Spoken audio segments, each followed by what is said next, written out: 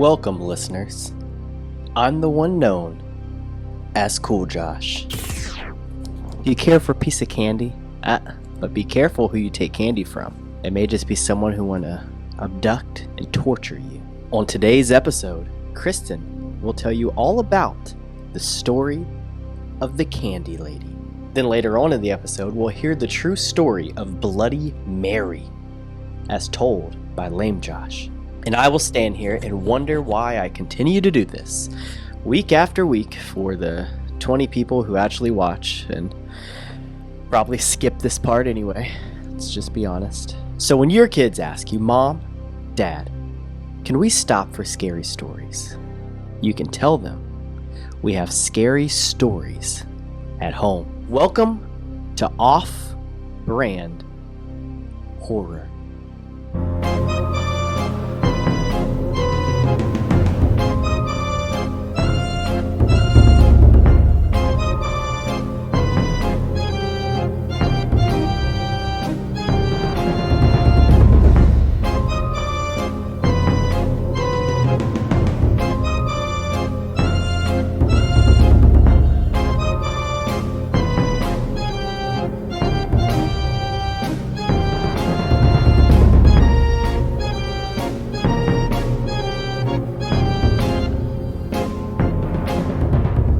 Good morning, good afternoon, or good evening. You are listening to Off-Brand Horror. I'm Kristen. And I'm Josh. We wanted to start this episode out by making a quick announcement. Time has caught up with us a little bit when it comes to filming and editing the podcast, the skits, just everything that goes into releasing these episodes. October was very, very busy for us because we did a clip a day on YouTube. So we are going to start releasing bi-weekly, at least for a little while. Like during the holidays. To get through the holidays and just until we can get caught back up, really. So next Tuesday you will not see an episode, but the Tuesday after you will, and so on and so forth. And hopefully we can keep up with that, because if not, we may be making another announcement every 3 weeks. Yeah, we'll be busy these next couple of months, so it's probably going to be hard to keep up. Yeah, we got, all the holidays, vacation planned, and work. Oh, God, yeah. A lot of stuff is happening for both of us at work, and life happens, but we want to make sure that we're still staying true to our 20 episodes before we take a sabbatical and then come back with season 2. With that being said, Kristen, I hear you have a spooky story to tell us. Yes, I have the urban legend of I know. Boy. Of the Candy Lady. The Candy Lady. Yes, not to be confused with the Candyman. Not to be confused with Candyman, okay. All right, this is a Texas urban legend. It seems like there's a lot of Texas urban legends, to be honest. Yeah, it does. I'll be looking around at something, and then it often pops up as Texas. Yeah. In the small town of Terrell, Texas, lives the Candy Lady. At night, she walks by the windows of children, leaving candy on their sills. In the wrappers, she writes them notes, asking them to come play. After a few nights of receiving the candy, the children would vanish, taken by the Candy Lady, never to be seen again. Ooh. Yeah. So, so this is a lady that pretty much kidnaps kids, which is, a lot of people's fears, like losing their children. Yeah. Okay, yeah, that's creepy. The Candy Lady. And, lures them with candy. When is this urban legend based for, what year? So I guess it started in 1893, but, her taking the kids started in the 1900s. So there's some truth based into the story, okay. Or at least the person they suspected to be the Candy Lady, I guess. Yeah. And let's get into that. The origin of the story starts in 1893. Clara Crane was married to an older man named Leonard Gilbert Crane, and together they had a daughter who was 5 at the time. One day that year, their daughter died in a farming accident, and Clara took this very hard. And after finding out that her husband had been drunk when it happened, resentment for him started to grow. 2 years after the accident, Clara poisoned and killed her husband. Her husband's favorite candy was soft caramels, so she laced them with poison and served them to him. The next day, Clara's neighbor became suspicious of her because she was acting strange and called the police. When the sheriff arrived, he discovered the deceased body of her husband and then escorted her to the police station. She was put on trial for first-degree murder and was found guilty, but instead of prison time, she was sent to the North Texas Lunatic Asylum, now known as the Terrell State Hospital. A few years later, in 1899, Clara was released due to overcrowding. This is where the legend gets spooky. According to the local lore, soon after Clara was released, children started to go missing near her property, and other strange events would occur for the next decade. Children started reporting that they would find candies on their windowsills signed by the Candy Lady, sometimes even having notes on the wrappers. During this time, the local sheriff also vanished. His body was found later in a ditch. He was stabbed in both eyes with a fork, and his pockets were filled with candy. A local farmer also reported that he found a small set of teeth in one of his fields wrapped in candy wrappers. Due to their size, he believed them to have come from a child. So anytime a child goes missing around that area, rumors of the Candy Lady begin to stir up again. Okay, so to break this down, the thing with her kid dying happened first? Mm-hmm. And then that's when she went around and started snatching kids up? No. So her child died, and then she poisoned her husband with candy, right, and was found guilty for that. And that stuff, that part of the story was the only thing that was like proven to be her.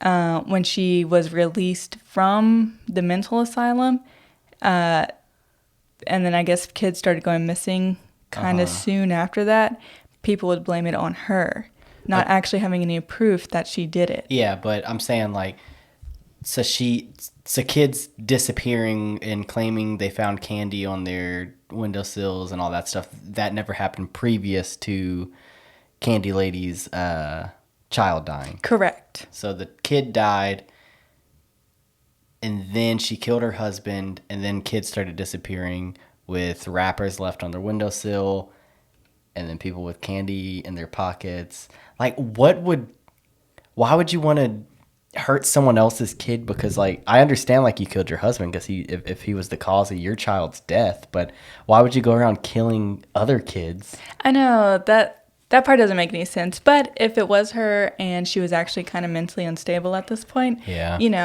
who knows? But I don't know, kind of from what I was reading, or after I read it, my thought process was maybe the sheriff was hurting the kids and someone murdered him, but like blamed it on the Candy Lady. Like the Candy Lady is a cop out. Oh, yeah, that's true. All right, well, spooky Candy Lady story, and we have another story for you that we will get into right after this break. The holidays are officially here. It's time to spend lots of quality time with your family, whom you love entirely, never disagree with, and are bound to have tons of laughs and good times with. Oh yeah? Well, you can go yourself, you. Ladies and gentlemen, we have a brand new technology here, all right? These glasses you're going to want to get in time for the holidays now. They're called the Busted Damn Glasses. Get a good shot of that. There you go. Perfect. Now, these glasses will change your life. You hear me? Change your life. And we're going to show you some examples of what they do. There's 2 different modes on them, all right? Mode 1 is on by default. Now, this is what that does. Shut your mouth. That's all you ever do. I wish everyone would just get along. It's Christmas. Come on, everybody, come on. That's how it is. Come That's on, how it you is. do. Oh, yeah. Because, Laura, because you're someone to talk to me and tell me whenever you're over there Well, smoking. you're gonna have to you think you Guys. Look, we're all going to have our strengths. We're going to have our weaknesses, our demons, our skeletons in the closet. But that doesn't mean we don't love each other. We're a family. Okay? Everyone just calm down. We're here to have a good time. To be with each other. This little light of mine, I'm going to let it shine. I encourage you to do that too. Sing with me. This little light of mine. All right, now this could very well work. That situation we just saw. Sometimes all we need is one cool-headed person to level out everybody else, right? And with these busted damn glasses, you could be that level-headed person. You put those on and it calms you right down, right? And the thing is, too, they're stylish, man. I'll take those crappy ones I had on off just right there. I'm calm, cool, and collected. I'm no longer wanting to tell my assistant here to keep the microphone in my face. And I'm feeling fantastic for the holidays, and I'm ready to go, ho, ho. Now, there's a different mode on these damn things here. The damn busted damn glasses, because they bust your dam. You see what we're doing here? If you squeeze the lens, they'll go into mode number 2 now. Now, what is mode number 2, you ask? Mode number 2 will allow you to get out those feelings that you got deep down inside you and let your family know exactly what you think of them. You know what I mean? The kind of conversation that you try to have with them, but then your eyes start watering and you get that little shaky voice thing going and then you can't get it out. So now forever you're going to have those arguments with yourself in the shower with the shampoo bottle, right? Now, you want to get that out because it's healthy. You want to tell those family members exactly how you feel. You put on these glasses, you squeeze the lens like that, and you're able to get that emotion out. Here's an example. Shut your mouth. That's and all you listen ever to me. do. I wish everyone would just get along. It's Christmas. Come on, everybody, come on. Yeah, that's how it is. Come That's on, how it you is. do. Oh, yeah. Because, Laura, because you're someone to talk listen. to and tell Laura. me. Now listen, I'm going to tell each and every one of you exactly how I feel, and you're just going to shut up. You're going to sit there and you're going to listen to me. You have bad breath caused by gingivitis. You couldn't get a porn star off. Loser! Wimp! Degenerate! Slut! Alright, now we went ahead and we cut that off, but it all worked out great. Like, they would turn it that way. It worked out fantastically. They all laughed about it and they had a great holiday. They had a great Thanksgiving there and they're going to get back together for Christmas. You know what I mean? And you're going to want these busted damn glasses. They'll help you at the workplace. You know, I've used them at the workplace before. You know, sometimes you got those people that come and maybe they comment, you know, you got a haircut or something. You want to tell them where to shove it. You know what I mean? Put these glasses on, give you the ability to tell them to shove it up their ass. You know what I mean? So call us now and we will ship you these busted damn glasses in time for the holidays now. We got a Black Friday sale going on right now. Call us, 858-215-4455. Come on, pick up that phone right now. What are you doing? Give us a call now. What a great story, right? What a great episode we're having. Now, let's hear that story of Bloody Mary. So the Lego is literally stuck in their cut. Welcome back to Off-Brand Horror. I have a story that is kind of similar in a way to what you told, because you told me, as we tell each other the title of what we're going to be talking about, but maybe a little bit of the details. Yeah, just so we can try to find something similar to have for our story. And you told me Candy Lady, and that of course reminded me of Candy Man. So I looked up Candy Man and was like, oh, maybe we'll have a Candy Lady, Candy Man episode. Candy Man, there is a Candy Man based in Texas who was a serial killer. So did he start killing after the movie? I don't know if you know any information, but I don't know. No, Candyman the movie is based off of a bunch of different kind of folklore and tales and stuff wrapped in one. The most obvious one being Bloody Mary, because you say Candyman's name in the mirror and he appears. The exact same thing with Bloody Mary. Oh, so they kind of took that from the Bloody... Right, okay. Right. The Bloody Mary myth outdates the Candyman movies. And the Candyman serial killer? It was gruesome killings, and that's kind of not what we do on here. I was just wondering how he got the name. Like, if it had anything to do with the movie, but... You can look it up later. Yeah, go on. So I'm going to tell the story of Bloody Mary. There are a couple different... myths that claim that this is where Bloody Mary came from, because we all know the basics of it. You say her name 3 times in the mirror, she appears and she gets you, right? And I was so afraid of that as a child. Yeah, I think we were all terrified of Bloody Mary, and I think most of us probably tried it. And then, like, my dad, we were all like scared of it one day, and then my dad was trying to convince us there's nothing to be scared about, and he started doing it in the car mirror, and I was like, no, stop. And that's how the movies work too. It's like, look, there's nothing that can happen. Bloody Mary. Bloody Mary. So yeah, there's a bunch of different myths that people claim, oh, well, it's actually based off of this queen whose name was Mary. It's actually based off this, that. Yeah, And I heard so the queen one. we may go and tell different stories that Bloody Mary is based on eventually, but I'm going to focus on the one that I have right now. The one that I have is based off of a woman named Mary Worth. Here we go. There once was a woman named Mary Worth. She lived in the forest in an extremely small cabin and was known around the local village for selling herbal remedies. Sounds witchy. The locals, of course, based on this overwhelming evidence, said she was a witch. Oh no, I'd be one of them. Those who chose to use her remedies were sometimes even shunned by the very religious for partaking in Wicca. One day, small girls began to go missing. No matter where the people of the village looked, they could not find them. Everyone was too afraid to go check Mary's cabin. But when someone noticed the witch appeared to look more youthful the last time she was seen, a few brave souls approached her cabin. Mary denied all knowledge of the girls' disappearances, and there was nothing the people of the village could do. The mother was sitting up in bed treating a very bad toothache using an herbal tincture that she'd bought from Mary, when suddenly, the daughter, as if in a trance, stood up and began walking outside of their home. The mother was very frightened and shouted for her husband to come and help. They were shouting at their daughter, begging for her to come back, but to no avail. Getting the help of a few townfolk, the town farmer noticed that there was a light at the edge of the woods. When they got closer, they saw Mary Worth was standing in a clearing next to a huge oak tree. She was holding what appeared to be a wand, pointing it toward the miller's home.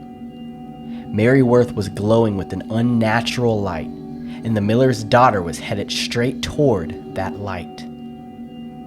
The townspeople, all outside at this point and seeing what was happening, grabbed their pitchforks and guns and began charging at Mary, the witch, or whatever she was. Mary lowered the wand and began to run. The miller daughter instantly collapsed as the spell had now been broken. Someone who had a gun loaded with silver bullets fired it at Mary, striking her in the hip. The townspeople jumped onto her as she collapsed to the ground. They tied her to a stake, and a bonfire was promptly built so that this supposed witch could be gone for good. As she was burning, she looked out onto the villagers with flames surrounding her face, and she shouted, I place a curse upon thee. If you dare utter my name in a mirror, I will appear there with you, and I will exact my revenge. Extract. When the townspeople finished burning her, they went and searched her cabin and property. There they found dozens of unmarked graves. Buried beneath were all of their missing daughters. Inside the cabin, they found buckets of blood where Mary was apparently draining their daughters' bodies and rubbing it all over herself as a part of a ritual to stay young and alive forever. Gross. The town began to refer to her as Bloody Mary and warned all they came across to never speak her name. However, as time passed, the legend became more and more of just that, a legend, a story made up to tell around a campfire or at a sleepover. Surely this didn't actually happen, and if it did, surely Bloody Mary won't appear during this day and age if you speak her name 3 times in the mirror. Perhaps you should try. It's very simple.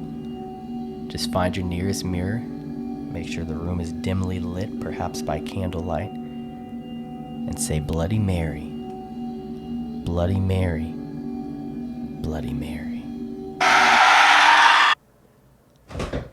Boy. So when you did it as a kid, did you have to like look away? The one time that I can recall, the time that sticks in my brain, it was me, Jessica, my sister, and her friend Jennifer. And I think it was either Matthew or Megan. It was one of them, which is my brother and sister. It was one of them. Jessica was holding one of them, and Jennifer was holding me. And we were standing in the room with the door cracked and the light was shining into this bedroom. It was like my mom's room, I think. We were like at her like vanity mirror. And Jessica and Jennifer said it. And then they just screamed and took off running out of the room. And we're just like, being held and bouncing as they ran out of the room screaming. So I don't remember seeing anything. I was like too young. Like they were like the age where they were doing that kind of thing. Okay. Like so they were the ones that spooked themselves out. I don't actually remember ever doing it like as a teenager. Oh, really? Yeah. I didn't do it as a teenager either. I did it as like a elementary God, age child. Yeah. I don't even remember how I heard of the legend, if it was just like the thing going around school, if it was from a movie. Yeah. But whenever we did it, we would like say Bloody Mary, then you'd look away, and then you turn back and say it again, and you had to do that 3 times. So I was wondering if that was like the normal thing to be, was to look away after saying the name every time. I haven't heard that. But I know when I was looking into it, apparently it also has ties to the Halloween tradition that we talked about on the Cursed Horror Movies episode, where I had brought up how they said something 3 times and they were supposed to see their husband's face appear. Remember? Oh yeah, because it was like little like games that like children would play, like what's that thing called? The finger. Yeah, the fortune stuff, the fortune but yeah. teller thing. But no, so Bloody Mary like has ties to this because apparently, like before the Bloody Mary legend, there was the women who would try to see their husband's face in the mirror, and there was tied to that tradition, and I forget what they say. It's gonna bug me. We even talked about it on the episode, but if they saw a skull or the face of the Grim Reaper in the mirror instead, that meant they were going to die before they ever found a husband. Aww. That's spooky and sad. Yeah, and so people say that like Bloody Mary is also tied back to that because that was kind of like a spooky thing that happened. So. But I guess that could also just mean you're going to be alone for the rest of your life, not necessarily die young. Yeah, possibly. But, all right, well, Krystal Weathers is standing by with the weather update for us. So, Krystal, go ahead and take it away. Thank you, Josh. Tuesday will be cloudy with a high of 67 and a low of 35. Wednesday will have a high of 52 and a low of 30. Thursday will be sunny with a gentle breeze. Civilized society is a fragile balance, its enemies always at the ready. Nothing is guaranteed. Are you thankful? Friday will be sunny with a high of 65 and low of 50. The rest of the week will be just as pleasant. That is all. Back to you. All right, Krystal, we appreciate it. We will be right back after this final break. Have you ever experienced anything supernatural or paranormal? Have you seen the smiling man, the hat man, the woman in white, or any creature that shouldn't be in your home? You may have been told it was just sleep paralysis, an overactive imagination, or you've watched one too many scary movies. Sleep paralysis is a government conspiracy. The term overactive imagination is a government conspiracy meant to keep you quiet and in the dark. Monsters are real and they're coming for you. Call us at 858-215-4455 and leave us a voicemail of your scary story. We will listen to it, research it, and reveal what we find on Off-Brand Horror. That's 858-215-4455. 858-215-4455. Call now. Off-Brand Horror is available on YouTube, Spotify, or wherever you get your podcast. All right, welcome back to Off-Brand Horror. We have a friend of mine, Brad, who wrote into the show with some spooky stuff that happened to him. You, of course, can write into the show at offbrandhorror@gmail.com, or you can text us at 858-215-4455, or you can call that same number and leave us a voicemail. However, there is a voicemail limit. Time limit. A time limit, but if you don't finish your story, just hang up, call back, leave it in the second half, and we'll play all of that on the air here. So right now, we have this spooky story sent to us from Brad. I'm watching your Figures in Black episode. Oh, no. And the part where you said you looked up tall man, the video kind of glitched to where it was repeating tall man, tall man, tall man. a bunch really quick for a second. And I was like, did they put that in there on purpose? And so I backed it up and then it was normal.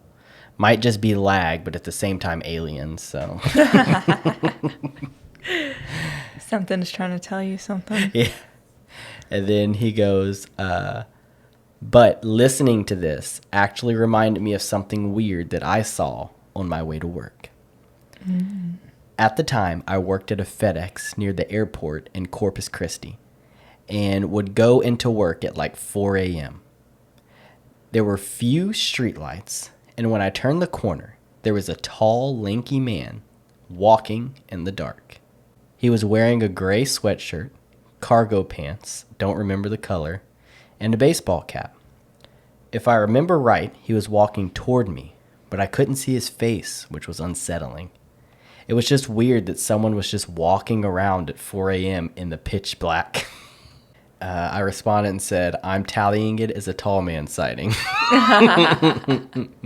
Have you seen the tall man? Let us know. offbrandhorror@gmail.com. 858-215-4455. And then he says, I have another weird story. This was probably just a tweaker, but it was creepy nonetheless. And I believe this is the same episode where we brought up Bill Burr on his podcast saying that he saw a tweaker and we were like, it sounded like the Smiling Man. So it's a little less spook, like, or at least it's not supernatural. Still kind of It's scary. still scary to have a stranger like Yeah. come towards you or whatever, you know. Acting weird. Yeah.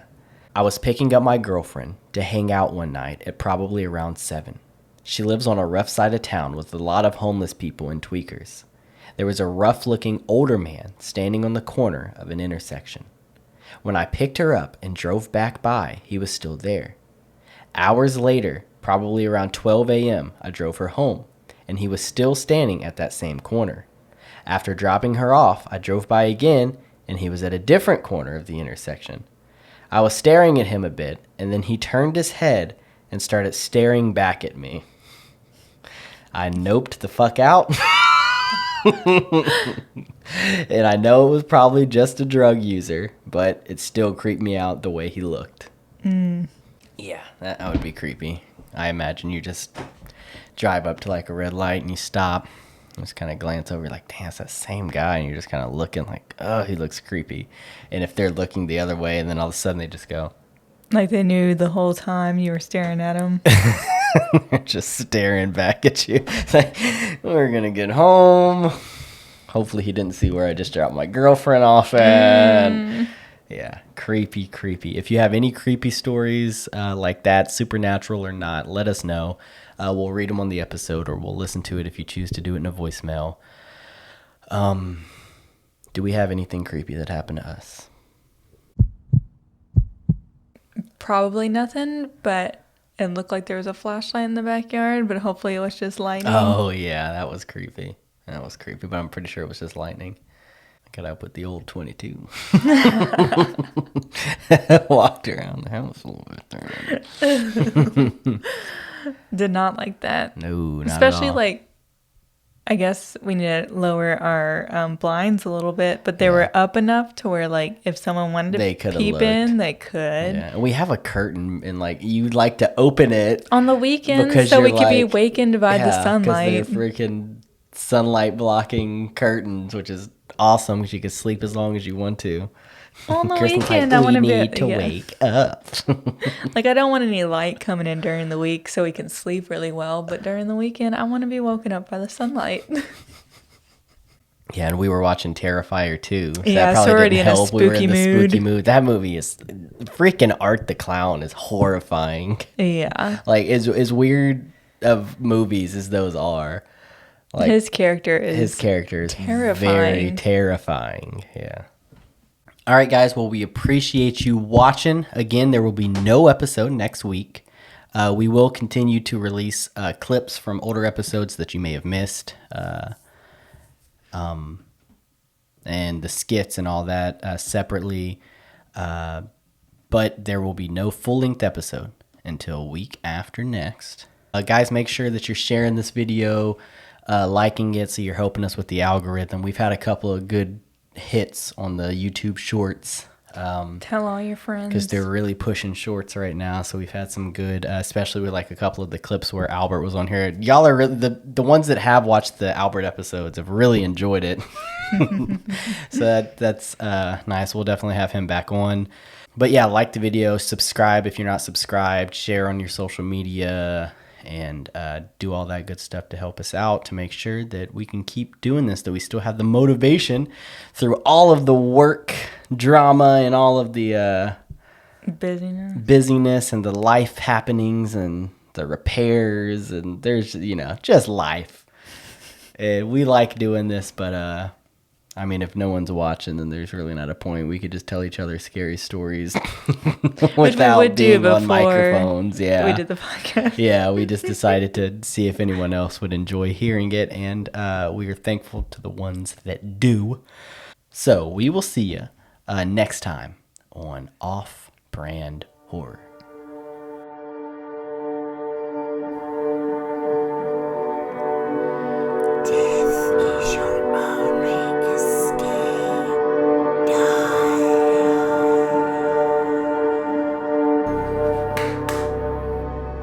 Time to turn on the lights.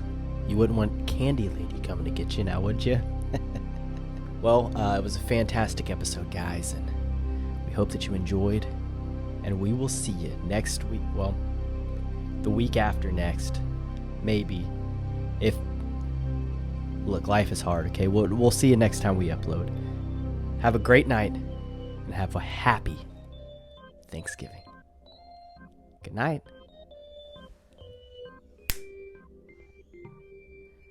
Why didn't you hit the freaking switch?